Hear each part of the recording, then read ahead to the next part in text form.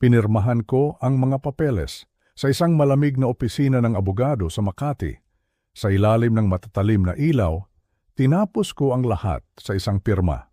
Isang pirma lang at sa isang iglap ang lahat ng pinaghirapan ko sa loob ng 40 taon, ang bahay na itinayo ko, ang negosyong pinalaki ko, ang mana na inaasahan nilang matatanggap balang araw, lahat ng iyon ay wala na sa kanilang mga kamay. 50 milyong piso, 52,000. Iyon ang halaga ng lahat ng aking ari-arian at sa pirma kong iyon inilipat ko ang lahat sa isang irrevocable trust, isang legal na kuta na kahit kailanman ay hindi na nila mapapasok. Sila ang 2 kong anak na babae. Ngunit bago ninyo ako husgahan, bago ninyo sabihing isa akong malupit na ama, hayaan ninyong ikwento ko sa inyo kung paano nagsimula ang lahat. Dahil ang desisyon kong ito ay hindi nangyari sa isang gabi lang. Ito ay bunga ng isang katotohanang napakasakit. Isang kataksilan na sumira sa puso ng isang ama na walang ibang ginawa kundi ang magmahal. Isang buwan pa lang ang nakalilipas, ang buhay ko ay payapa. Ang pangalan ko ay Horacio Reyes at sa loob ng 40 taon, itinayo ko ang Santos Construction Supply mula sa wala. 3 tindahan sa buong Metro Manila, maayos ang negosyo, maayos ang buhay. Akala ko, maayos din ang aking pamilya, ang lahat ay nagbago isang Martes ng umaga. Nakatayo ako sa aking opisina sa bahay sa Alabang, hawak ang isang tasang mainit na kape, tahimik ang bahay. Nasa mesa ko ang mga financial report. Ito ang kapayapaan na pinaghirapan ko. Ang kapayapaan na akala ko ay para sa aking pamilya. Biglang tumunog ang telepono, isang hindi kilalang numero. Muntik ko nang hindi sagutin. Ginoong Reyes? Nanginginig ang boses ng isang babae, mahina na parang may takot. Ako po si Carla Torres, ang photographer sa kasal ng anak ninyong si Jasmine. Agad akong kinabahan. Oo, naalala kita. Anong problema? Bumulong siya sa kabilang linya, isang bulong na nagpabago sa lahat. Ginoo, may napansin po akong isang bagay sa mga litrato, isang bagay na lubhang nakakabahala. Kailangan ko po kayong makita, agad-agad. Mag-isa lang po kayo at pakiusap, huwag na huwag ninyong sasabihin sa inyong anak. Huwag kong sasabihin sa sarili kong anak. Ang hangin sa aking opisina ay tila numipis. Anong klaseng bagay? Tanong ko. Hindi ko po masabi sa telepono, pero napakaseryoso po nito. Bago pa ako makasagot, isang boses ang sumigaw mula sa kusina, sinira ang katahimikan. Marco, ito ang bunso kong anak, si Bella. Sinabi ko na sa iyo, kailangan ko ng bagong kotse. Nakakahiya na itong Vios ko. Nangako kang kakausapin mo si Papa ngayon. Narinig ko ang tawa ng nobyo niyang si Marco mula sa sala. Relax ka lang, sabi niya. Makukuha natin yan. Ang puso ko ay bumigat. Iyon ang salitang naglalarawan sa kanila. Makukuha. Na para bang ang pera ko ay isang bagay na basta na lang kinukuha. 4 na taon na silang nakatira sa bahay ko, sa guest house na ipinatayo ko para sana sa mga magiging apo ko. Walang upa, walang ambag. Si Bella, 31 taong gulang, ay umuwi pagkatapos ng kanyang diborsyo. Pansamantala lang pa, sabi niya. Ang pansamantala ay naging 4 na taon at si Marco, ang nobyo niya, 38 taong gulang, walang trabaho. Sumunod na lang din. Araw-araw, nakikita ko silang ginagamit ang mga gamit ko, kumakain ng pagkaing binili ko at namumuhay ng marangya sa perang pinaghirapan ko. At ang kapalit? Mga hiling na walang katapusan, isang bagong kotse dahil nakakahiya na ang luma. Pera para sa spa, pera para sa kung ano-anong mga business idea na hindi naman natutuloy. Walang pasasalamat, parang wala silang utang na loob. Nasaan ang respeto, ang paggalang sa isang ama na ibinigay ang lahat? Ang pagtanda ba ay nangangahulugan na ikaw ay nagiging isang bangko na lang sa mata ng iyong mga anak? Isang ATM na walang laman. Habang iniisip ko ito, ang mga salita ng photographer ay umaling-awngaw sa aking isip. Isang bagay na napakaseryoso. Huwag ninyong sasabihin sa inyong anak.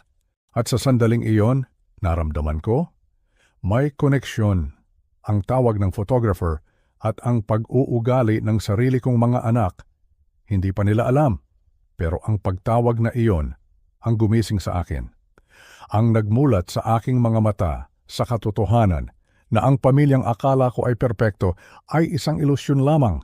Ang pagpirma ko sa mga papeles na iyon sa opisina ng abogado ay hindi ang katapusan. Ito pa lang ang simula. Ang simula ng pagbawi ko sa aking buhay, sa aking dignidad, at sa lahat ng aking pinaghirapan. Dahil kapag ang mga taong dapat na nagmamahal sa iyo ay siya palang kumakain sa iyo ng buhay, kailangan mong gumawa ng paraan para protektahan ang iyong sarili. Hindi ito paghihiganti. Ito ay pagbibigay ng katarungan. Bago tayo magpatuloy, mangyaring mag-subscribe sa channel at ipaalam sa amin kung saan ka nakikinig sa mga komento. Ang paglalakbay ko patungo sa studio ng litratista ay puno ng isang kakaibang pakiramdam. Isang halo ng pagod at kaunting pagmamalaki. Pagod mula sa ilang linggong pag-aasikaso sa kasal ng aking panganay na si Jacqueline at pagmamalaki dahil sa wakas, makikita ko na ang mga opisyal na larawan, ang mga nakakulong na alaala ng araw na inakala kong pinakamasaya para sa aking anak. Simple lang naman ang gusto ko, ang makita ang ngiti niya, ang kislap sa kanyang mga mata habang suot ang puting bestida na pinag-ipunan naming mag-asawa bago pa man pumanaw ang aking si Elena. Sa isip ko, ito na ang huling hantungan ng aking mga responsibilidad bilang isang ama, ang maihatid siya sa isang buhay na buo at masaya. Pagpasok ko sa maliit ngunit modernong studio sa Makati, sumalubong sa akin ang malamig na buga ng aircon at ang isang binatang litratista na may balbas sarado. Ngumiti siya ngunit hindi umabot sa kanyang mga mata. May kakaiba sa kanyang kilos, isang pag-aalinlangan na hindi ko mawari kung saan nanggagaling. Magandang hapon po, Mang Tomas, bati niya. Maupo po kayo. Ihahanda ko lang po ang mga litrato. Habang hinihintay ko siya, pinagmasdan ko ang mga nakasabit na larawan sa dingding, mga masayang mag-asawa, mga pamilyang tumatawa, mga sanggol na may mga matang puno ng pag-asa. Ganito dapat ang pamilya, sabi ko sa sarili ko. Masaya at buo. Bumalik ang litratista na may dalang isang malaking envelope. Inilapag niya ito sa mesang salamin sa aming pagitan. Mang Tomas, sabi niya, at huminga muna siya ng malalim, na para bang naghahanda para sa isang mahirap na sasabihin. Bago ko po ibigay ito sa inyo, gusto ko lang pong sabihin na trabaho ko lang po ang kumuha ng litrato. Kung ano po ang makita ng lente ko, iyon po ang lalabas. Kumunot ang noo ko. Ano ang ibig niyang sabihin? Hindi ko siya maintindihan. Bakit kailangan niya pang magpaliwanag ng ganito? Binuksan niya ang envelope at inilatag ang ilang makikinang na mga litrato sa ibabaw ng mesa. Sa una, nakita ko ang mga pamilyar na eksena. Si Jacqueline habang naglalakad patungo sa altar, ang mga ngiti ng mga bisita, ang pagpapalitan nila ng singsing ni Samuel. Maganda. Napakaganda. Pero pagkatapos ay may kinuha siyang isa pang set ng mga litrato mula sa ilalim. Dito na nagsimulang gumuho ang mundong aking ginagalawan. Ang mga larawan ay malinaw. Malinaw na malinaw. Si Samuel, ang aking manugang, ay may kasamang ibang babae. Hindi ito isang simpleng pag-uusap lang. Sa isang litrato, nakapatong ang kamay ni Samuel sa baywang ng babae at ang kanilang mga tawa ay tila nagkakaisa, puno ng isang sikretong sila lang ang nakakaalam. Sa isa pa, mas malapit, nakasandal ang ulo ng babae sa balikat ni Samuel at ang isang kamay ni Samuel ay nakahawak sa buhok nito. At ang pinakamasakit sa lahat, isang litrato kung saan hinahalikan niya ang pisngi ng babae na may ngiti sa kanyang mga labi. Isang ngiti na hindi ko nakita sa buong araw ng kasal nila ni Jacqueline. Ano ito? Ang tanging salitang lumabas sa bibig ko, garalgal at halos hindi marinig. Baka kamukha lang. Baka dati pa itong litrato. Pilit kong kinukumbinsi ang sarili ko, pilit na hinahanapan ng butas ang katotohanang nasa harap ko. Umiling ang litratista at ang kanyang mukha ay puno ng awa. Mang Tomas, pasensya na po, sabi niya. Nang marahan, kinuha niya ang kanyang laptop at ipinakita sa akin ang digital files. Ito po ang tinatawag na metadata, ang impormasyon ng bawat litrato. Itinuro niya ang mga numero at letra sa gilid ng screen. Tingnan niyo po ang petsa at oras. Ito po ay kinunan 2 oras bago magsimula ang seremonya ng kasal. Sa parking lot po ng isang coffee shop, malapit lang sa simbahan. 2 oras. Hindi 2 araw, hindi 2 linggo, 2 oras. Bago niya harapin ang aking anak sa altar, bago siya mangako ng habambuhay na pagmamahal at katapatan, kasama niya ang ibang babae. Isang malamig na bagay ang gumapang sa aking likuran at ang aking mga kamay ay nagsimulang manginig. Biglang sumikip ang aking dibdib. Ang lahat ng pagod, ang lahat ng ginastos, ang lahat ng pangarap, para sa kanila? Para saan? Umikot sa isip ko ang halaga ng kasal. Halos 1,000,000 piso ang nagastos. Ang venue sa isang mamahaling hotel, ang pagkain na para sa 200 tao, ang mga bulaklak na inangkat pa, ang damit ni Jacqueline. Isang malaking bahagi ng ipon namin ni Elena ang ginamit ko para doon dahil yun ang pangarap niya para sa anak namin. At ngayon, ito ang nakikita ko, isang panloloko. Ang unang pumasok sa isip ko ay ang aking anak, si Jacqueline. Kawawa naman ang anak ko. Pinakasalan siya ng isang lalaking hindi pala tapat, isang hayop, isang manloloko. Naramdaman ko ang pag-init ng aking ulo. Isang galit ang nagsimulang umakyat mula sa aking sikmura. Ang kapal ng mukha ni Samuel. Ang kapal ng mukha niyang humarap sa akin, sa pamilya namin, sa Diyos, habang may tinatagong kabulastugan. Kinuha ko ang mga litrato, ang bigat. Bawat isa ay parang isang block ng semento na pumapasan sa aking puso.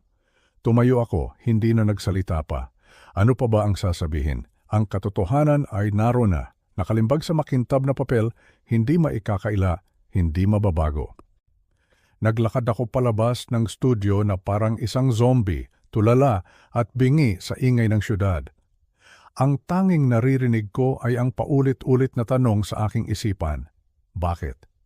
Bakit niya itinuloy ang isang napakagastos na kasal kung sa simula pa lang ay wala na siyang balak na maging tapat?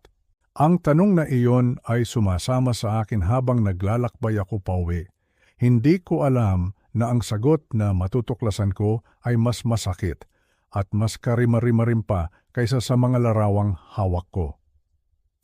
Ang bahay na dating simbolo ng kapayapaan at pangarap ay tila naging isang malamig at dayuhang lugar pag-uwi ko.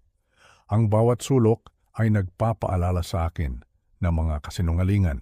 Ang sofa kung saan umupo si Samuel para formal na hingin ang kamay ni Jacqueline. Ang hardin kung saan sila nagplano ng mga detalye ng kasal. Ang lahat ay nabahiran na ng lason ng katotohanang dala ko. Dahan-dahan akong umakyat sa hagdanan, ang bawat hakbang ay mabigat, ang bawat hininga ay mahirap. Ang gusto ko lang ay magkulong sa aking silid, titigan ang litrato ng aking yumaong asawa, at itanong sa kanya kung saan ako nagkamali. Nasa kalagitnaan ako ng pasilyo patungo sa aking kwarto nang marinig ko ang isang boses mula sa silid ng aking bunsong anak, si Wendy. Bahagyang nakabukas ang pinto at narinig ko siyang may kausap sa telepono. Hindi ko sana papansinin ngunit narinig ko ang pangalan ni Jacqueline. Oo, ate, sabi ni Wendy, at may halong pananabik sa kanyang boses na nagpatigil sa akin. Dahil sa pag-aalala para kay Jacqueline, naisip kong baka tungkol ito sa problema niya kay Samuel. Sumandal ako sa dingding, hindi para makinig sa usapan ng iba, kundi para malaman kung paano ko matutulungan ang aking panganay. Ngunit ang mga sumunod na salitang narinig ko ay parang mga punyal na sunod-sunod na itinarak sa aking likod. Kalma ka lang, Ate Jacqueline, sabi ni Wendy. Medyo tumatawa. Ang mahalaga, nakuha na natin ang pera.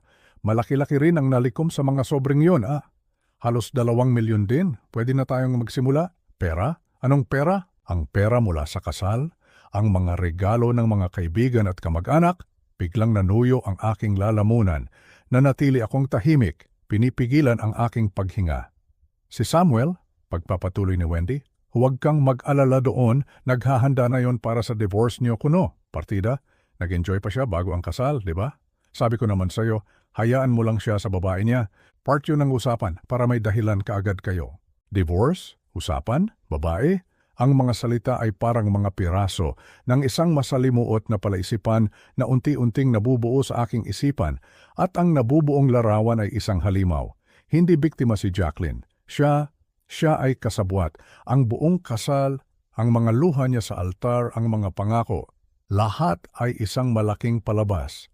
Isang kalkuladong plano para lokohin hindi lang ang mga bisita kundi ako, ang sarili nilang ama.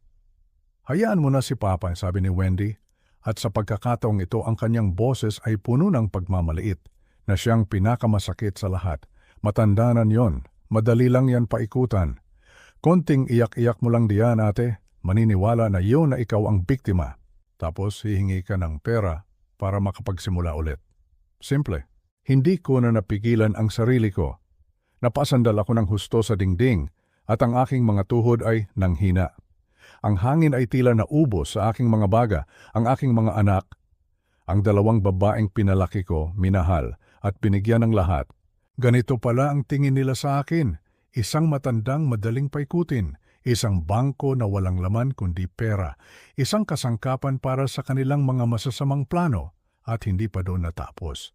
Saka ate, kailangan ko pa ng dagdag na puhunan galing kay Papa, narinig kong sabi ni Wendy. Yung para sa negosyo namin ni Benjamin. Tamang-tama, habang naaawa siya sa iyo, doon ako papasok. Isang pamilya tayo, 'di ba? Tulungan. Si Wendy, ang bunso ko. Ang prinsesa ng bahay na ito na hanggang ngayon ay nakatira pa rin dito kasama ang kanyang nobyong si Benjamin na walang ginawa kundi kumain at matulog. Sila rin kasama sa plano. Hindi lang nila ako niloloko, binubuhay ko pa pala ang mga ahas sa sarili kong pamamahay. Ang bahay na ito na ipinundar namin ni Elena, ang bahay na dapat ay kanlungan nila, ay ginawa nilang pugad ng kanilang kataksilan. Dahan-dahan akong tumalikod at naglakad palayo sa pinto, ang bawat hakbang ay parang milya ang layo. Pumasok ako sa aking silid at isinara ang pinto ng walang ingay. Umupo ako sa gilid ng kama sa dilim. Ang mga litrato ni Samuel at ng kanyang babae ay nasa ibabaw pa rin ng mesa. Kanina lang, ang mga ito ang pinakamabigat na bagay sa mundo para sa akin. Ngayon, ang mga ito ay tila wala ng kwenta kumpara sa bigat ng katotohanang narinig ko mula sa bibig ng sarili kong anak. Ang sakit ay hindi na mailarawan. Hindi ito galit, hindi ito lungkot. Ito ay isang malawak na kawalan. Ang pakiramdam na ang buong buhay na inialay mo sa iyong mga anak ay isang malaking pagkakamali. Naalala ko sila noong mga bata pa. Si Jacqueline, na laging nangunguna sa klase, na ipinagmamalaki ko sa lahat. Si Wendy, na laging nakakapit sa aking mga binti, na nangakong aalagaan ako pagtanda ko. Ang benengkala lang ngayon, na dati apa nagbibigay sa akin ng ligaya. Ngayon ay nagdudulot ng matinding kirot. Lahat pala ay kasinungalingan. Naalala ko ang aking asawa si Elena. Bago siya mamatay, ang huling habilin niya ay, Tomas, alagaan mo ang mga bata. Sila ang ating yaman. Paano ko sasabihin sa kanya na ang aming iriyaman ay naging mga magnanakaw na ang tanging habol ay ang perang naiwan ko, ang bahay na ito, ang kaunting ipon sa bangko. Iyon lang pala ang halaga ko sa kanila, hindi ako isang ama. Isa akong ATM. Ang mga bulong na narinig ko sa kabilang dingding ay mas malakas pa sa sigaw, mas matalas pa sa anumang patalim. Winasak nito hindi lang ang tiwala ko, kundi ang puso ko, ang kaluluwa ko. Sa gabing iyon, sa katahimikan ng aking silid, isang bagay ang namatay sa loob ko, ang mapagmahal at mapagtiwalang ama. At mula sa mga abo nito, isang bagong desisyon ang unti-unting nabubuo. Isang desisyon na hindi na muling magpapaapi, walang tulog ang gabing iyon. Bawat pikit ng aking mga mata, naririnig ko ang boses ni Wendy. Ang kanyang mga salitang tumatatak sa aking isipan na parang markang bakal. Madali lang, yan paikutan. Konting iyak-iyak lang. Ang sakit ay parang alon na paulit-ulit na humahampas sa akin. Nag-iwan ng pakiramdam ng pagiging hubad at walang halaga. Umupo ako sa aking lumang silyang tumba-tumba sa tabi ng bintana, pinagmamasdan ang unti-unting pagliwanag ng kalangitan. Karaniwan, ang pagsikat ng araw ay nagbibigay sa akin ng pag-asa. Ngunit sa umagang iyon, ang liwanag ay nagsilbi lamang upang mas lalong ipakita ang kapangitan ng katotohanan. Tumingin ako sa mga lumang litrato sa ibabaw ng aking aparador. Isang litrato ng pamilya namin noong maliliit pa ang mga bata. Nakakandong sa akin si Wendy habang si Jacqueline ay buong pagmamalaking nakatayo sa tabi ko, hawak ang kanyang medalya. Sa tabi ko ay ang aking si Elena, ang kanyang ngiti ay abot hanggang sa kanyang mga mata. Kami ay isang masayang pamilya noon, o iyon ang akala ko. Ang pagmamahal na naramdaman ko sa sandaling iyon ay totoo. Ang pagmamahal ko para sa kanila ay totoo. Pero ang pagmamahal ba nila para sa akin, iyon ba ay totoo o isa lamang itong puhunan para sa araw na mapapakinabangan nila ako? Sa paglipas ng mga oras sa dilim, ang matinding sakit ay unti-unting nagbago ng anyo. Ang mga luhang hindi na tumulo ay naging parang gasolina na nagsindi sa isang apoy sa loob ko. Isang apoy na hindi ko naramdaman sa loob ng maraming taon. Ito ay galit, ngunit hindi ito isang galit na padalos-dalos. Ito ay isang malamig, matatag at determinadong galit. Sapat na ang pagiging isang ama na nagbubulag-bulagan. Sapat na ang pagiging isang bangko na walang password. Nakita nila ako bilang isang matandang mahina at sentimental. Oras na para ipakita sa kanila na ang isang matanda ay maaaring marupok ang puso, ngunit hindi ang pag-iisip. Hindi na ako mag-aaksaya ng panahon sa pagluluksa sa isang pamilyang hindi naman pala tunay na umiral. Kailangan kong kumilos. Kailangan kong protektahan ang pinaghirapan namin ni Elena. Hindi para sa akin, kundi para sa alaala niya, para sa dignidad na pilit nilang inaalis sa akin. Nang sumikat na ng tuluyan ang araw, mayroon na akong malinaw na plano. Hindi ko sila kukumprontahin. Hindi ako gagawa ng eksena. Iyon ang gusto nilang mangyari para palabasin na ako ang masama, na ako ay nagiging ulyanin na. Gagamitin ko ang sistema na kanilang iniikutan para sa kanilang kapakinabangan. Gagamitin ko ang batas. Naghanap ako sa aking lumang agenda ng numero ng isang dating kasamahan sa trabaho, isang taong may malawak na koneksyon. Tinawagan ko siya at humingi ng rekomendasyon para sa isang abogado, hindi basta-bastang abogado. Kailangan ko ng isang dalubhasa sa ari-arian at real estate, sabi ko sa telepono. Ang aking boses ay kalmado at matatag. At kailangan ko ng isang matapang, isang taong hindi natatakot sa mga dramang pampamilya.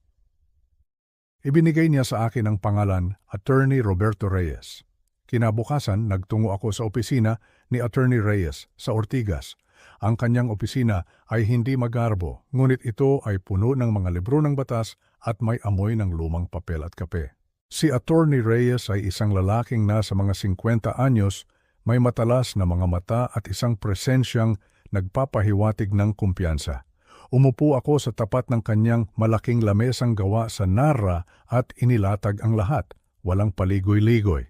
Inilabas ko ang mga litrato ni Samuel. Ikinuwento ko salita por salita ang usapan sa telepono na narinig ko sa pagitan ni Jacqueline at Wendy. Habang nagsasalita ako, hindi niya ako pinutol. Nakikinig lang siya, ang kanyang mga daliri ay magkasalikop sa ibabaw ng mesa. Ang kanyang ekspresyon ay hindi nagbago, ngunit nakita ko sa kanyang mga mata ang pag-unawa at marahil kaunting galit para sa aking sitwasyon. Nang matapos ako, nanatili siyang tahimik ng ilang sandali. Pagkatapos ay tumango siya.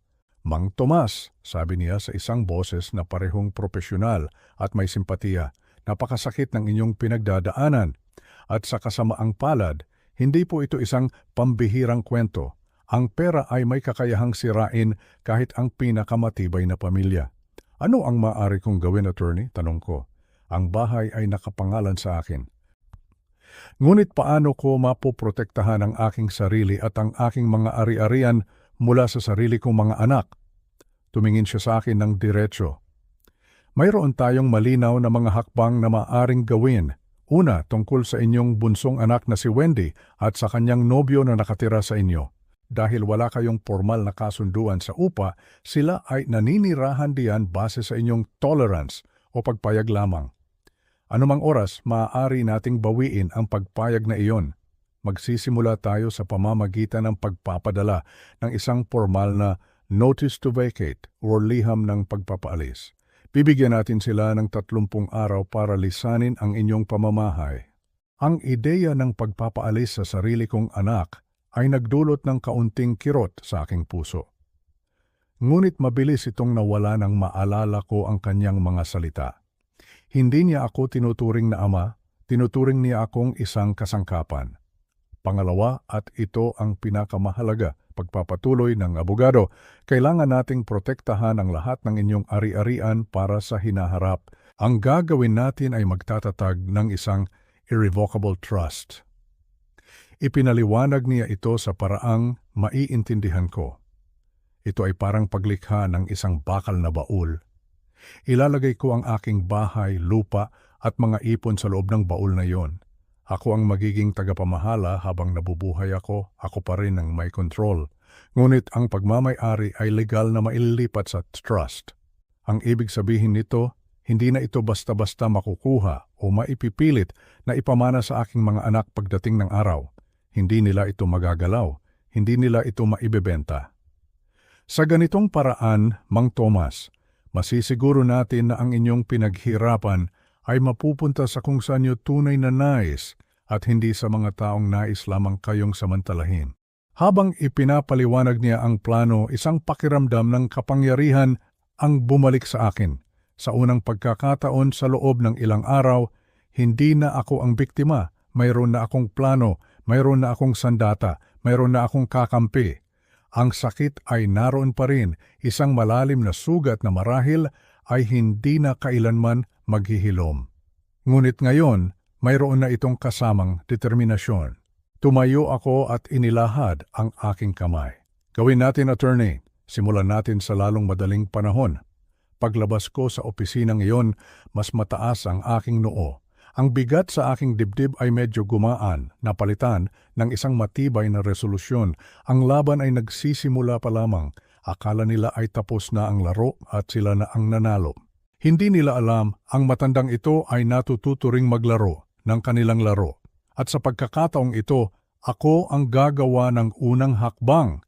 Ang mga sumunod na araw ay ginugol ko sa paghahanda kasama si Attorney Reyes. Inihanda niya ang isang formal at legal na dokumento, ang Formal Demand to Vacate. Hindi ito isang simpleng sulat kamay ng isang galit na ama. Ito ay isang dokumentong may bigat ng batas, nakalimbag sa makapal na papel, puno ng mga legal na termino na nagpapahiwatig ng kaseryosohan at penalidad. Habang binabasa ko ang mga salita tulad ng unlawful detainer, termination of tolerance, at 30-day notice, naramdaman ko ang lamig ng bakal. Ito na iyon, ang unang hakbang sa pagbawi ng aking buhay at ng aking tahanan. Pinili ko ang tamang sandali. Isang hapon ng Miyerkules, nang alam kong parehong nasa bahay si Wendy at ang kanyang nobyong si Benjamin. Naabutan ko sila sa sala, nakahilata sa sofa.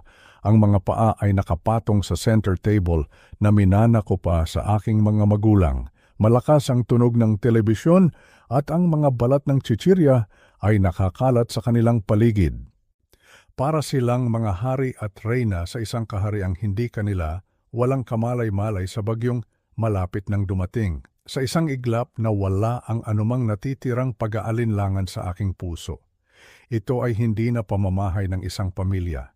Ito ay naging isang boarding house na ako pa ang nagbabayad. Huminto ako sa kanilang harapan. Dala ko ang isang long brown envelope. Hindi ako nagsalita. Hinintay kong mapansin nila ako. Si Wendy ang unang lumingon, medyo naasar dahil natatakpan ko ang kanyang view sa telebisyon. "Oh, pa, bakit?" tanong niya, na para bang ako ay isang istorbo. Itinaas ko ang envelope. Sa isang sandali nakita ko ang kislap sa kanyang mga mata. Marahil ay inakala niyang ito ay pera o mga dokumento para sa isa na namang pabor na hihingin niya. Ang pag-aakalang iyon ang nagbigay sa akin ng dagdag na lakas. "Para sa inyo to," sabi ko. Ang aking boses ay kalmado at walang emosyon. Iniabot ko ito sa kanya. Kinuha niya ito ng may pagtataka. "Ano to?" Binuksan niya ang envelope at inilabas ang mga papel. Nagsimula siyang magbasa at unti-unti nakita ko ang pagbabago sa kanyang mukha. Ang kanyang kaswal na ekspresyon ay napalitan ng pagkalito, pagkatapos ay ng hindi paniniwala at sa huli ng purong gulat.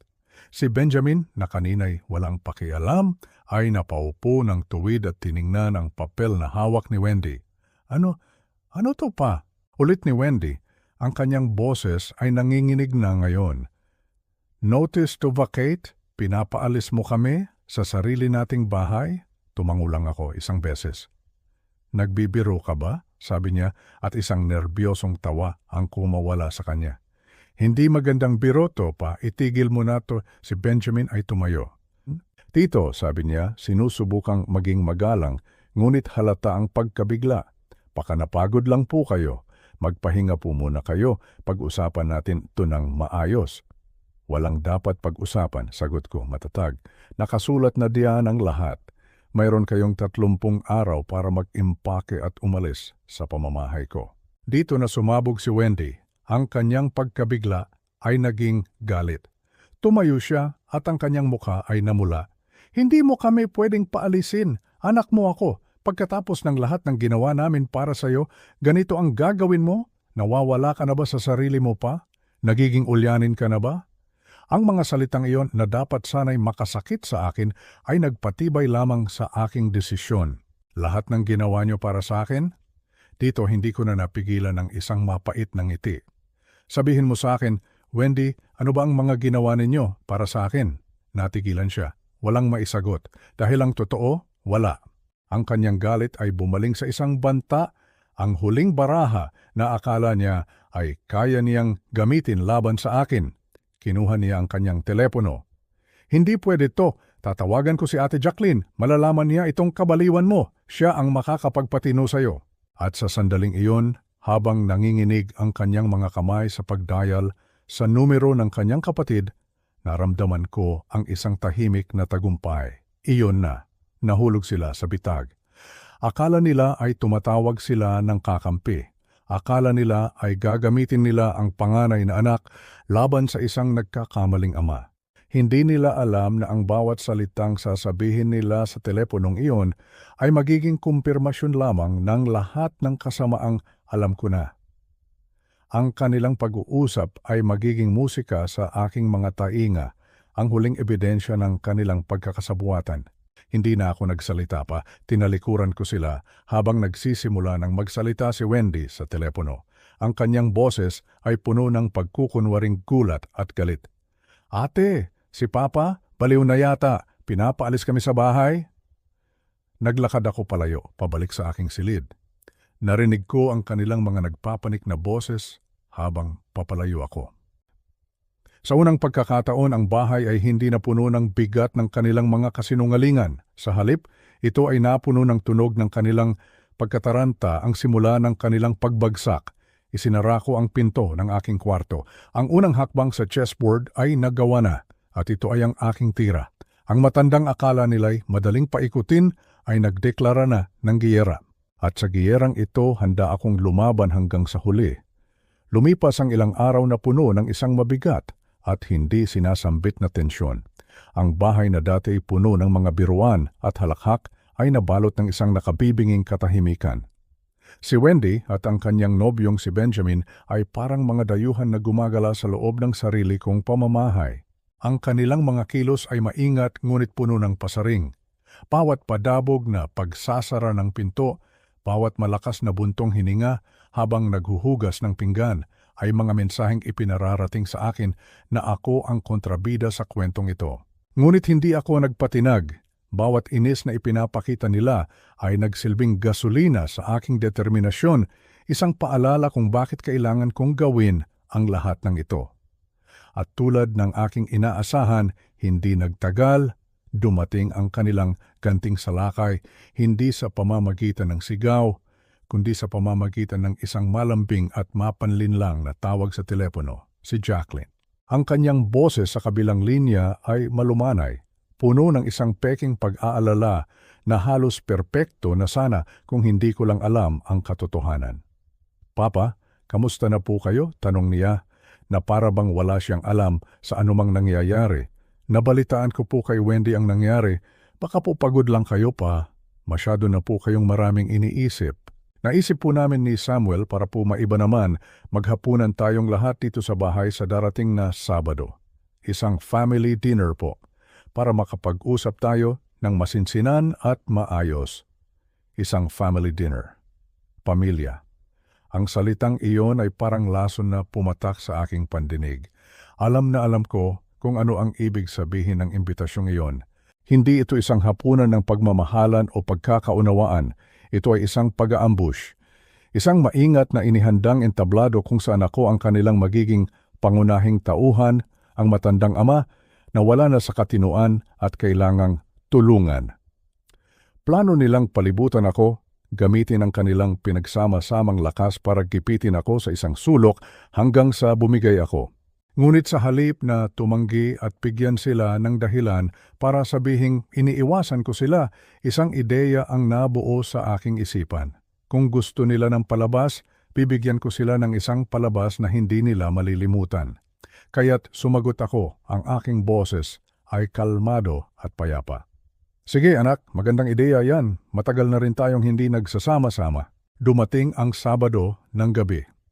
Si Jacqueline at Samuel ay pumasok sa bahay na may dalang mga bayong ng pagkain mula sa isang mamahaling restaurant. May kare-kare, crispy pata at inihaw na pusit. Ang kanilang mga ngiti ay pilit. Ang kanilang mga kilos ay kalkulado. Si Wendy at Benjamin naman, na kanina lang ay parang mga asong ulol na nagpaparinig, ay biglang naging mga maamong tupa. Ang kanilang mga mukha ay puno ng peking paggalang, naghihintay sa hudyat ng kanilang ate. Inihanda ang hapagkainan at sinadya nilang ilagay sa gitna ang paborito kong adobong manok na niluto mismo ni Jacqueline. Isang tahasang pagtatangka na paamuin ako sa pamamagitan ng mga alaala, isang sandata na matagal na nilang ginagamit laban sa akin. Umupo kaming lahat. Ang katahimikan ay halos mabasag sa tensyon. Sa simula, puro mga pilit na kamustahan at maliliit na usapan. Ngunit nang matapos kaming kumain at habang nagkakape na, nagsimula na ang tunay na drama. Hinawakan ni Jacqueline ang aking kamay sa ibabaw ng mesa. Ang kanyang palad ay malamig at medyo nanginginig. Ang kanyang mga mata na sinanay na niyang kontrolin ay nagsimulang mamasa-masa. Papasimula niya, ang kanyang boses ay malambing at halos bumubulong, puno ng pighati. Nag-aalala na po kami sa inyo mula po noong ikasal kami ni Samuel at lalo na po ngayon sa mga problemang kinakaharap namin. Parang hindi na po kayo ang papa na kilala namin. Parang lagi na lang po kayong galit. Tumingin siya kay Samuel na agad namang tumango na parang isang tuta. Si Samuel, ang dakilang aktor, ay nagsalita rin. O Puntay, alam po naming mabigat ang kalooban ninyo. Ang bahay na ito, napakalaki po para sa isang tao. Marami pong alaala ni nanay dito. Baka po iyon ang nagpapalungkot sa inyo ng husto. Doon na pumasok si Jacqueline para sa kanyang pangunahing argumento. Huminga siya ng malalim na parabang naghahanda para sa isang napakahirap na sasabihin. Naisip po namin para na rin po sa kapakanan ninyo at para matulungan niyo na rin po kami sa aming mga pagsisimula. Marahil panahon na po para isaalang-alang na ibenta ang bahay na ito. Ang kanyang mga salita ay binitawan ng dahan-dahan. Bawat isa ay may kasamang bigat ng manipulasyon. Makakalipat po kayo sa isang magandang kondo, mas maliit, mas madaling alagaan, at ang perang mapagbebentahan, magagamit po natin para sa kinabukasan naming lahat. Para po kay Wendy at Benjamin, para sa aming mag-asawa, para po sa pamilya. Pamilya, ginamit na naman niya ang salitang iyon. Huminahon ako. Hinayaan ko silang tapusin ang kanilang buong script. Tiningnan ko sila isa-isa, si Jacqueline na may mga buhayang luha sa kanyang mga mata, si Samuel na may kunwaring simpatiya sa kanyang mukha, at si Wendy na tahimik na tumatango sa bawat salita ng kanyang ate. Akala nila, kinakain ko ang lahat ng kanilang sinasabi. Akala nila, malapit na akong bumigay. Pagkatapos ng ilang sandali ng katahimikan, dahan-dahan kong binawi ang aking kamay mula sa pagkakahawak ni Jacqueline. Tiningnan ko si Samuel ng diretso sa kanyang mga mata. Samuel, sabi ko sa isang boses na kalmado, ngunit may lamig ng yelo. Mukhang masaya ka nitong mga nakaraang linggo, lalo na nung araw ng kasal ninyo. Nagulat siya sa biglaang pagbabago ng usapan. Po, opo naman atay, masayang-masaya po. Talaga? Tanong ko. Dahan-dahan kong kinuha ang isang envelope mula sa bulsa ng aking polo. Inilabas ko ang mga litrato at inilatag ang mga ito sa ibabaw ng mesa sa gitna ng mga pinagkainan. Ganoon ba kasaya?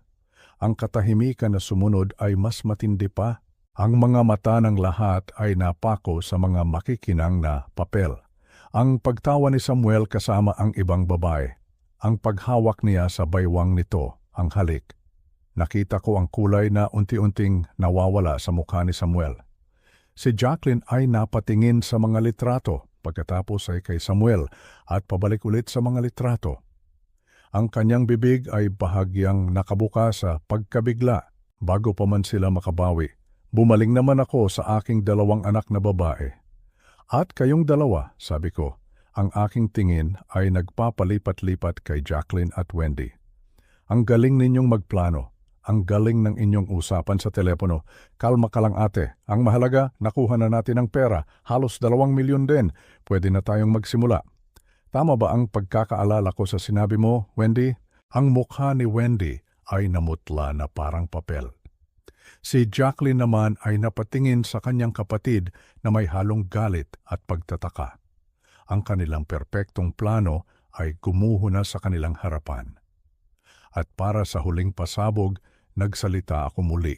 Ang aking boses ay matatag at pinal. Tungkol naman sa bahay na ito at sa lahat ng iba pang ari-arian na pinaghirapan namin ng nanay ninyo, huwag na kayong umasa. Huminto ako sandali, hinayaan silang namnamin ang bawat salita. Nitong nakaraang linggo, pumirma na ako ng mga dokumento kasama ang aking abogado. Ang lahat, ang bahay na ito, ang kumpanya, ang lahat ng ipon sa bangko, ay inilagay ko na sa isang irrevocable trust. Ibig sabihin, habang nabubuhay ako, ako ang may kontrol. At kahit pagdating ng araw na mawala ako, hindi ninyo ito magagalaw, hindi maibebenta, at hindi mapapakinabangan para sa inyong mga pansariling interes. Ang pera ay mananatili para sa mga tunay na nangangailangan, hindi para sa mga sakim. Ang eksenang sumunod ay purong kaguluhan. Ang mga peking ngiti ay napalitan ng mga sigaw. Ang mga peking luha ay naging tunay na galit. Si Jacqueline ay sumisigaw kay Samuel. Si Wendy ay umiiyak at itinuturo ang kanyang ate. Si Samuel ay tulala at walang masabi. Tumayo ako mula sa hapagkainan. Ang family dinner ay tapos na. Naglakad ako palayo, iniwan sila sa gitna ng gulo na sila mismo ang lumikha. Sa gabing iyon, hindi ako ang nasaktan. Sila ang natalo sa sarili nilang laro. Matapos ang gabing iyon ng paghaharap, ang anumang pagkukunwari sa loob ng bahay ay tuluyan ng naglaho. Ang katahimikan ay napalitan ng isang bukas at hayagang digmaan. Isang digmaang hindi gumagamit ng pisikal na lakas, kundi ng unti-unting pagwasak sa aking kapayapaan ng isip. Ang 30 araw na palugit na ibinigay ko kay Wendy at Benjamin ay naging isang mahabang panahon ng pagtitiis. Ang kanilang estratehiya ay malinaw. Kung hindi nila ako makukuha sa pakiusap, susubukan nilang sirain ang aking katinuan hanggang sa ako na mismo ang sumuko. Nagsimula ito sa maliliit na bagay, mga gawaing tila aksidente, ngunit alam kong sinadya. Isang umaga, natagpuan kong basag ang paborito kong tasa ng kape, isang regalong ibinigay sa akin ni Elena noong aming anibersaryo. Nakakalat ang mga piraso nito sa sahig ng kusina. Sabi ni Wendy, "Naku pa, pasensya na, nadulas lang sa kamay ko." Ngunit nakita ko ang isang munting ngiti sa gilid ng kanyang labi. Pagkatapos ng ilang araw, ang mga halaman ni Elena sa hardin na inaalagaan ko ng may pag-iingat ay nagsimulang malanta. Napansin kong may kakaibang amoy ang lupa na parabang sinadyang tiligan ng kemikal. Siyempre, itatanggi nila ito. Sasabihin nilang, baka may peste lang. Ang kanilang mga atake ay naging mas personal. Ang mga gamit sa aking silid ay nagsimulang mawala at pagkatapos ay lilitaw sa ibang lugar. Ang aking salamin sa pagbasa ay matatagpuan ko sa loob ng ref. Ang susi ng aking kotse ay makikita ko sa ilalim ng paso ng halaman. Ginagawa nila ito para palabasin na ako ay nagiging ulyanin na ang aking isip ay bumibigay na. Ang kanilang layunin ay kapag dumating ang araw na kailangan ko ng humingi ng tulong, walang maniniwala sa akin. Sasabihin ng lahat na ang matanda ay nawawala na sa sarili. Hindi sila tumigil sa loob ng bahay. Dinala nila ang digmaan sa aming komunidad. Nagsimula silang magkalat ng mga kwento sa aming mga kapitbahay. Naririnig ko ang mga bulungan kapag ako ay naglalakad sa umaga. Sinasabi raw ni Wendy na ako ay nagbago na mula nang mamatay si nanay, na ako ay naging malupit at kuripot. Ikinakalat nilang pinapaalis ko ang sarili kong anak dahil lamang sa pera. Isang hapon kinausap ako ni Aling Nena, ang aming kapitbahay sa loob ng 20 taon. Tomas, totoo ba? Tanong niya, ang kanyang mukha ay puno ng pag-aalala. Sabi ni Wendy, ayaw mo na raw siyang pakainin, kawawa naman ang bata. Kailangan kong ipaliwanag ang aking panig nang hindi nagmumukhang masama, isang napakahirap na gawain. Ang kanilang mga kasinungalingan ay mabilis kumalat, habang ang katotohanan ay dahan-dahang gumagapang. Ang kanilang pinakamatinding pag-atake ay dumating 1 linggo bago matapos ang palugit. Isang hapon may dumating na isang babae sa aming bahay. Ipinakilala siya ni Wendy bilang isang family counselor, isang taong tutulong daw sa amin na magkaunawaan. Ngunit alam ko sa tulong ng aking abogado na ito ay isang bitag. Ito ay isang pagtatangka na makakuha ng isang profesional na opinyon na ako ay mentally unstable. Isang bagay na maaari nilang gamitin sa korte para questionin ang aking desisyon tungkol sa trust. Pumayag akong kausapin ng babae, ngunit sa sarili kong mga termino. Pinaupo ko siya sa sala kasama si Wendy at Benjamin. Kalmado kong sinagot ang lahat ng kanyang mga tanong. Tinanong niya ako tungkol sa aking kalungkutan, sa aking mga alaala, sa aking mga desisyon. Sa bawat sagot, malinaw kong ipinaliwanag ang aking mga rason. Ikinuwento ko ang tungkol sa mga litrato. Ikinuwento ko ang narinig kong usapan sa telepono. Sa huli, ako na ang nagtanong sa kanya. Ma'am, sabi ko, kung kayo po ang nasa posisyon ko na malaman na ang buong kasal ng inyong anak ay isang palabas para lamang makuha ang inyong pera, ano po ang mararamdaman ninyo? Sasabihin niyo po bang kayo ay nawawala sa katinoan o sasabihin ninyong kayo ay nagising na sa katotohanan? Nakita ko ang pagbabago sa ekspresyon ng counselor. Napagtanto niya na hindi ako isang nalilitong matanda. Napagtanto niya na siya ay ginagamit lamang. Umalis siya pagkatapos ng ilang sandali at alam kong hindi nakuha ng aking mga anak ang kanilang gusto. Nang makita ni Wendy na lahat ng kanilang mga plano ay nabibigo at ang mga araw ay paubos na, ginamit niya ang kanyang huling sandata, ang pagkukunwaring pagsisisi. Isang gabi, pumasok siya sa aking silid. Ang kanyang mga mata ay namumugto sa kaiiyak. Lumuhod siya sa aking harapan, isang eksenang hindi ko kailanman inakala na makikita. Papa, patawarin niyo po ako, sabi niya. Ang kanyang boses ay basag. Nagkamali po ako, nadala lang po ako ni Ate Jacqueline. Huwag niyo po akong paalisin, Papa. Wala po akong ibang matitirhan. Anak niyo po ako. Sa isang sandali, ang puso ko ay kumirot. Naalala ko siya noong siya ay isang maliit na bata na laging nakakapit sa aking mga binti. Ang ama sa loob ko ay gustong maniwala, gustong magpatawad. Ngunit pagkatapos ay nakita ko ang kanyang mga mata. Walang tunay na pagsisisi doon. Ang nakita ko ay takot. Takot na mawalan ng tirahan. Takot na harapin ang totoong mundo. Ito ay isa na namang pag-arte, ang kanyang pinakamagaling na pagganap. Dahan-dahan akong umiling. Wendy, sabi ko ng marahan, ngunit may katatagan. Huli na ang lahat. Kung tunay kang nagsisisi, sana ay ginawa mo ito bago ko panalaman ang lahat. Ang paghingi mo ng tawad ngayon ay hindi dahil sa pagmamahal, kundi dahil sa pangangailangan. Tumayo siya at sa isang iglap na wala ang mga luha. Ang kanyang mukha ay napalitan ng galit at pagkasuklam. Sige, tay. Kung yan ang gusto mo, pagsisisihan mo ito, sigaw niya bago lumabas ng aking kwarto. Sa sandaling iyon, alam kong nanalo na ako sa digmaang psikolohikal. Sinubukan nilang sirain ako. Ngunit ang bawat pag-atake nila ay nagpatibay lamang sa aking desisyon. Ang mga araw ay nagpatuloy at ang aking determinasyon ay nanatiling buo. hindi natitinag, naghihintay sa pagdating ng huling araw. Habang ang aking tahanan ay naging isang larangan ng digmaang pangkaisipan, meron akong isang kanlungan, isang lugar kung saan ang kaguluhan ay hindi makapasok. Ito ang opisina ni Attorney Roberto Reyes. Sa bawat pagbisita ko roon, pakiramdam ko ay nakakalayo ako sa ingay at panlilinlang na bumabalot sa aking pamamahay at nakakapasok sa isang mundo ng lohika, batas at kaayusan. Dito ang aking mga desisyon ay hindi hinuhusgahan bilang kabaliwan, kundi bilang mga matatalinong hakbang para sa proteksyon.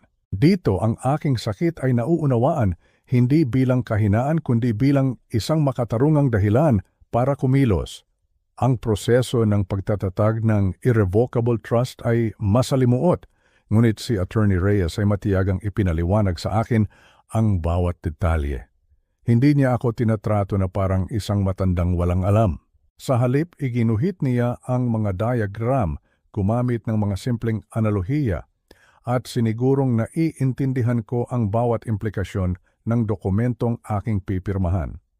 Isipin niyo po ito, Mang Tomas, sabi niya isang hapon, na parang nagtatayo tayo ng isang kuta sa paligid ng inyong kaharian.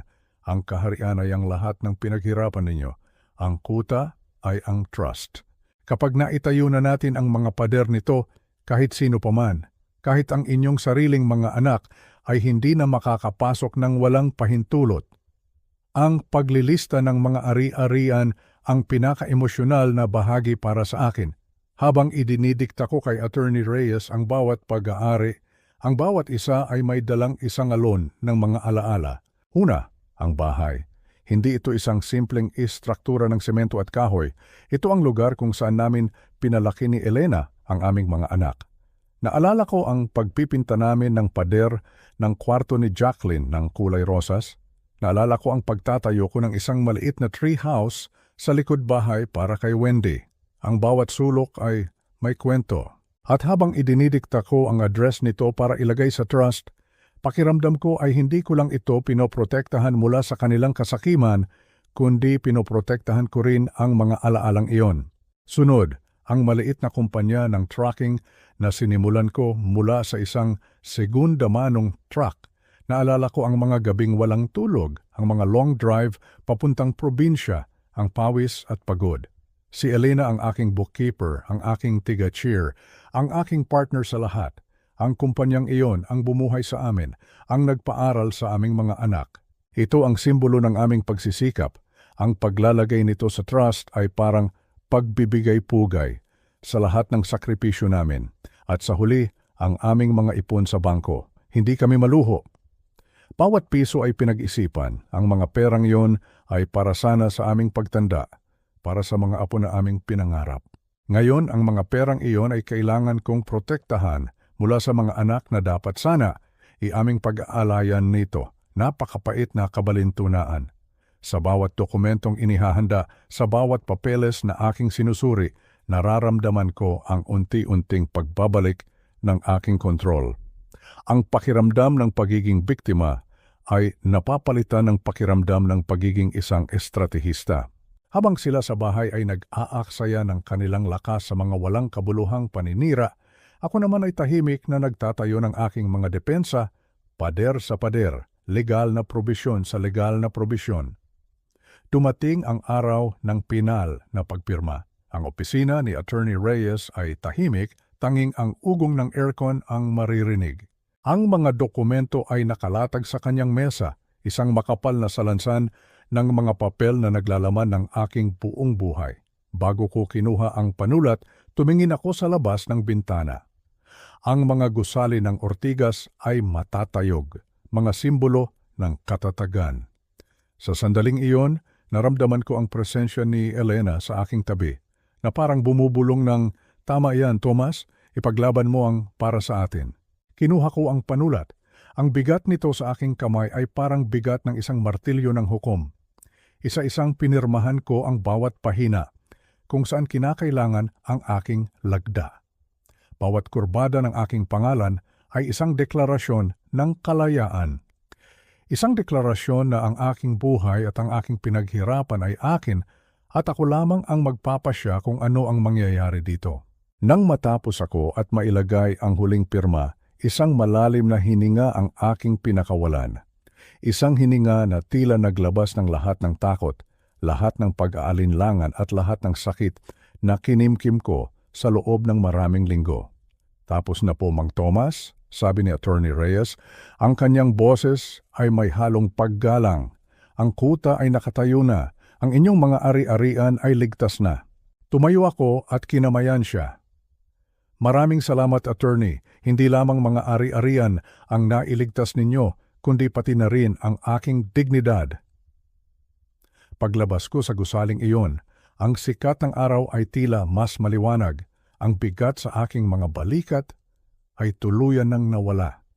Ang laban sa bahay ay hindi pa tapos, ngunit ang pinakamahalagang digmaan, ang digmaang legal, ay naipanalo ko na.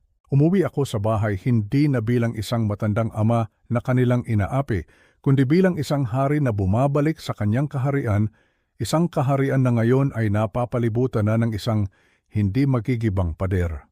Ang umaga ng ika-30 araw ay dumating na may kakaibang katahimikan. Ang hangin ay mabigat, puno ng hindi sinasabi, ngunit ramdam na pag-aabang. Mula sa aking bintana, pinanood ko ang pagsikat ng araw. Ito na ang araw ng paghuhukom. Sa loob ng bahay, si Wendy at Benjamin ay kumikilos na parang isang normal na araw lamang. Nag-almusal sila, nanood ng telebisyon. Marahil sa kanilang mga isipan hindi nila lubos na pinaniwalaan na itutuloy ko ito. Marahil ay umaasa silang sa huling sandali. Ang puso ko bilang isang ama ay lalambot at bibigay. O marahil ang kanilang kayabangan ay napakatindi at naniniwala silang wala akong lakas ng loob na gawin ang huling hakbang.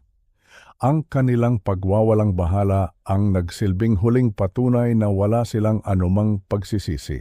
Eksaktong 9:09 ng umaga may kumatok sa pinto. Hindi ako ang nagbukas. Handa na ang lahat. Dumating si Attorney Reyes kasama ang 2 unipormadong opisyal mula sa aming barangay. Hindi para sa karahasan, kundi para masigurong ang lahat ay magiging maayos, legal at naaayon sa batas. Ang kanilang presensya ay hindi para manakot, kundi para maging mga saksi sa isang formal na proseso. Ako ay nanatili sa may hagdanan, tahimik na nagmamasid. Si Attorney Reyes ang kumatok sa pinto ng sala kung nasaan ang 2. Nang buksan nila, ang kanilang mga mukha ng pagwawalang bahala ay biglang napalitan ng pagkabigla at hindi paniniwala. Nakita nila hindi lang ang abogado, kundi ang mga unipormadong tanod. Magandang umaga, bati ni Attorney Reyes sa isang formal at walang emosyong boses. Ngayon ang ika-30 araw, ang palugit na ibinigay sa inyo para lisanin ang pamamahay na ito ay tapos na. Dito na sumabog si Wendy.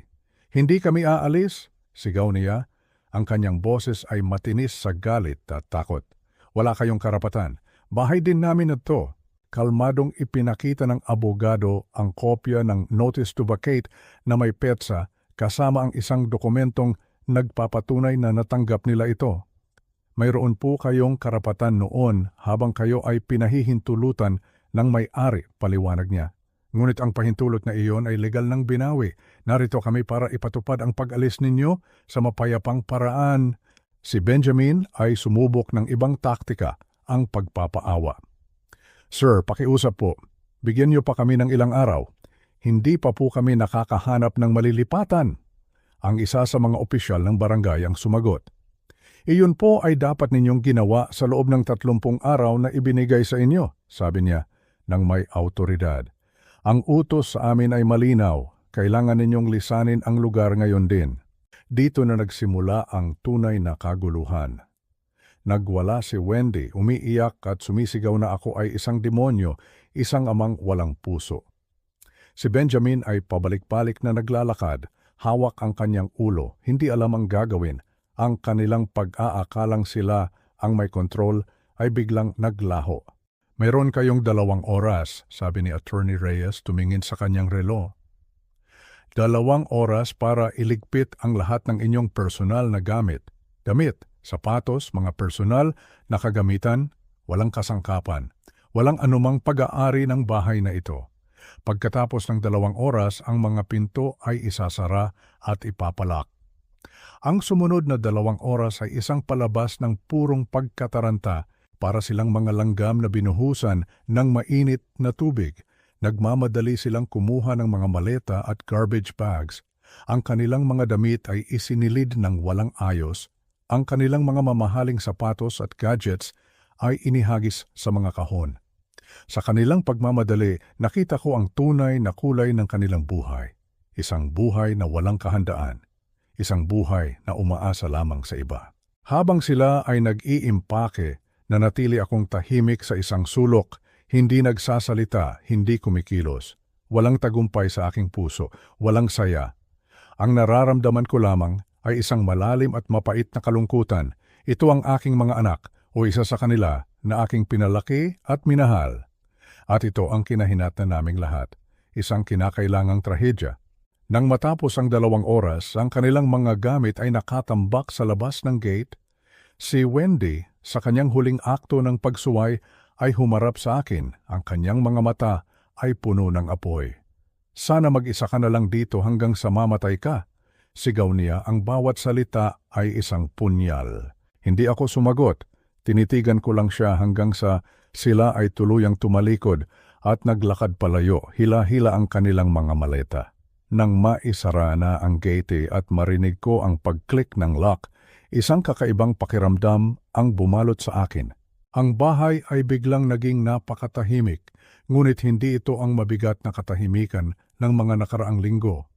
Ito ay isang payapang katahimikan, isang malinis na katahimikan. Naglakad ako papasok sa dating silid ni Wendy. Ang amoy ng kanyang pabango ay naroon pa, ngunit ang kanyang magulong presensya ay wala na. Nagtungo ako sa sala. Ang sofa ay maluwag na. Ang telebisyon ay nakapatay. Dahan-dahan naglakad ako patungo sa bintana at pinuksan ito ng maluwang. Ang sariwang hangin ay pumasok na parabang nililinis ang lahat ng dumi at laso na naiwan. Sa wakas, natapos na. Nawalan ako ng anak, ngunit nabawi ko ang aking tahanan. Nabawi ko ang aking kapayapaan. Nabawi ko ang aking sarili. At habang nakatayo ako roon sa katahimikan ng aking nabawing kuta, alam kong ito ang simula ng isang bagong kabanata. Isang kabanata kung saan ako na muli ang may hawak ng panulat. Ang mga umaga ko ngayon ay may ibang tunog, hindi na ang tunog ng mga yabag na nagmamadali o ng mga pinto na bumabalagbag. Hindi na ang tunog ng mga pilit na usapan sa almusal. Ang naririnig ko na lang na ngayon sa paghigop ko ng mainit na kape habang pinapanood ang pagsikat ng araw mula sa aking bintana ay ang tunog ng katahimikan. Isang payapang katahimikan, isang katahimikang matagal kong hinanap. Ang bahay na dati parang isang malaking entablado ng kasinungalingan ay unti-unting nagiging isang tunay na tahanan muli. Ang bawat sulok ay akin ng muli. Sinimulan kong ayusin ang mga lumang gamit at sa pag-aayos na iyon, natagpuan ko ang isang lumang gitara.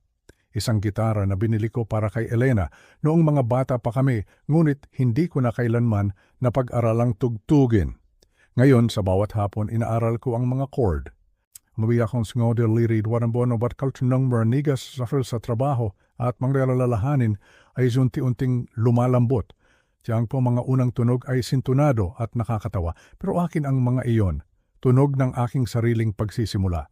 2 beses sa isang linggo, nagboboluntaryo ako sa isang maliit na pampublikong aklatan sa aming bayan. Nagbabasa ako ng mga kwento para sa mga bata. Ang kanilang mga tawa, ang kanilang mga matang bilog at puno ng pagkamangha ay nagpapaalala sa akin na mayroon pa ring kabutihan at pag-asa sa mundo. Hindi ko na hinahanap ang aking halaga sa pagiging isang ama o isang provider. Natatagpuan ko ito ngayon sa isang ngiti ng isang bata, sa isang simpleng, "Salamat po, Lolo." Siyempre, sinubukan pa rin nila ang huling pagtatangka mula sa isang mundong isinara ko na. Isang araw, nakatanggap ako ng isang mensahe mula kay Jacqueline.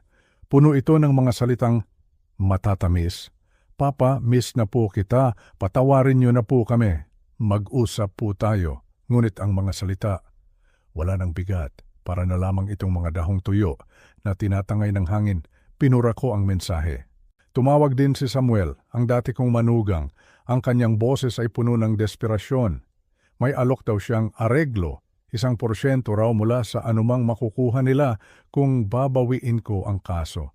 Hindi ko na siya pinatapos. Ibinaba ko ang telepono. Ang katahimikan pagkatapos noon ay napakasarap sa pakiramdam. At isang hapon habang ako'y nagdidilig ng mga halaman ni Elena, tumawag ang isang pamilyar na pangalan, si Caroline, ang litratista. Ang babaeng sa isang paraan ay siyang nagsimula ng lahat ng ito. Kinabahan ako sandali, ngunit sinagot ko ito. Nangangamusta lang daw siya, narinig daw niya ang mga nangyari. Napag-usapan namin ang maraming bagay, litrato, musika, halaman, pero hindi na tungkol sa nakaraan. Bago niya ibaba ang telepono, nag-imbita siya. Kung may oras po kayo, Mang Tomas, magkape po tayo minsan. Sa pagbaba ko ng telepono, isang ngiti ang sumilay sa aking mga labi. Isang tunay na ngiti. Ang bahay na ito, hindi na isang kuta na kailangang ipagtanggol. Ito ay isa ng tahanan na handang magbukas para sa mga bagong kaibigan. Ang pinto na isinara ko para sa kasakiman ay siya ring pinto na bubuksan ko para sa pagkakaibigan. At ako si Tomas, hindi na isang bangko, hindi na isang biktima, isa ng malayang tao na tinutugtog ang sarili niyang musika kahit na ito'y sintunado pa. Dahil sa wakas, ito ay akin.